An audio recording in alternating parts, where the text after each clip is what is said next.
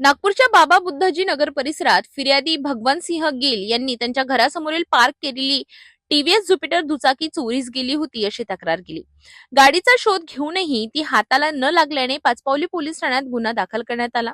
Police patrolling दरम्यान लष्करी बाग बाजीराव साखरे लायब्ररी जवळ तिघे संशयास्पद इसम ग्रे रंगाच्या ज्युपिटरवर दिसले। पोलिसांना पाहताच ते पडण्याचा प्रयत्न करीत होते। स्टाफने त्यांना ताब्यात घेऊन विचारपूस केली असता त्यांनी सुरुवातीला उडवाउडवीची उत्तरे दिली। तथापि पुढील चौकशीत तिघांनीही 3 दिवसांपूर्वी टेका परिसरातून ही दुचाकी चोरी केली असल्याची कबुली दिली। पंचांना बोलावून गाडीची पडताळणी करण्यात आली असता ती संबंधित गुन्ह्यातील असल्याचे निष्पन्न झाले। अधिक चौकशीत तिघांनी पाचपावली व जरीफटका हद्दीतील इतर वाहन चोरीचे गुन्हेही कबूल केले।